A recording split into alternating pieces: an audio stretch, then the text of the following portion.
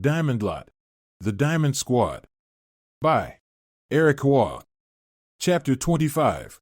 Double Trouble. Within her chambers, Queen Victoria looked out of her window where she saw a peaceful view of the city. Such a sight would serve as a reminder of what she was trying to protect.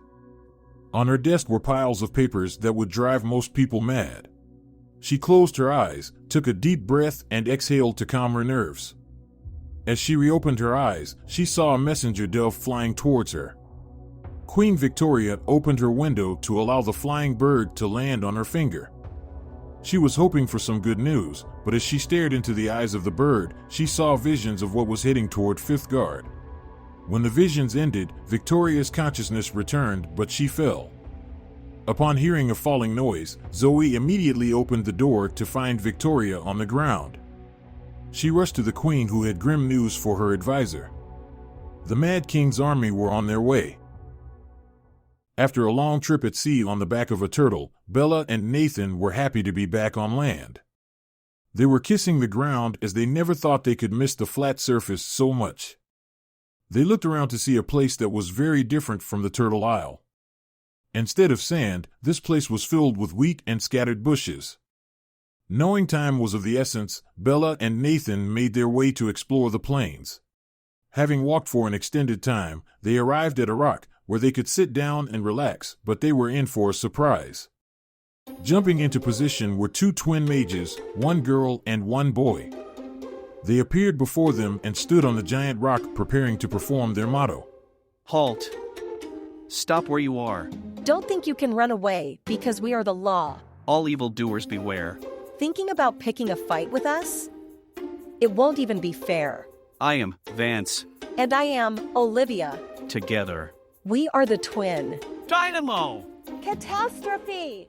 After they said their last words simultaneously, Olivia smacked her brother behind the head. Olivia reminded Vance that they agreed that their duo would be called the Twin Catastrophe. But Vance argued that Dynamo was easier to remember. The twins were about to get back into their positions, but as they were about to run their performance again, a giant ogre, holding a giant club, roared at them. It was unhappy that they had disrupted his nap. Bella and Nathan were rushing to help the twins, but surrounding them was a mob of goblins. They didn't look difficult to handle, but they were preventing them from reaching the twins. Bella and Nathan wanted to engage, but something happened on the other side of the battlefield that drew everyone's attention. The ogre ran rampant, swinging its giant club above its head. It was taunting the twins, but the spellcasters were not deterred. They gave one look at each other before engaging in combat. The silly-looking faces they had were now replaced with ones of determination.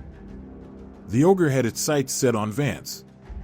With great force, it attempted to pulverize the mage, but the attack was nullified. The ogre looked confused as he stared at the unharmed mage who had been protected by a magical barrier. Slowly, its dumbfounded expression changed into one of fear. With the force field blocking the attack, Vance began casting a fire spell. Olivia lowered the shield spell at the perfect moment to allow Vance's fire spell to connect against the oversized grunt. The spell set the ogre ablaze. Once it put out the fire, it felt angry for being embarrassed. However, when it looked back, it saw both the twins standing back to back, preparing for their dual cast attack. Olivia casted a wind gust combining it with Vance's blizzard blast, and the attack rained down on the ogre. After being pelted by the combination, it fled from the battlefield. The goblins that had surrounded Nathan and Bella also scattered as they had witnessed what happened to the ogre. Bella and Nathan were quite impressed. They weren't expecting the twins to be so skilled in combat. As they were still staring at the twins who were arguing, Olivia turned over to greet them. The cleric welcomed the two travelers to the Adeni Plains. Bella introduced herself and told them that they were here to search for someone. Vance told them that they were also looking for someone, but again, Olivia smacked him in the head. Olivia explained to her brother that he didn't need to be telling strangers what they were up to. Nathan acknowledged they had just met, but he asked Olivia if he looked like someone who was a bad guy. While Olivia looked at him, Nathan tried to make an innocent-looking face, but it ended up looking creepy. Unable to handle his facial expression, Bella grabbed Nathan by the collar and pulled him away, hoping to avoid further embarrassment. Olivia couldn't believe what she was seeing. The two duo were so ridiculous that she sensed no malicious intent within them. Seeing that it was getting late and that the travelers had nowhere to go, Olivia offered for them to stay the night and have dinner at their cottage. Nathan immediately jumped to attention when he heard the word food. So Olivia took the lead while Bella and Nathan followed her. Vance stayed back to keep an eye on the goofy duo, in case they tried to do anything suspicious.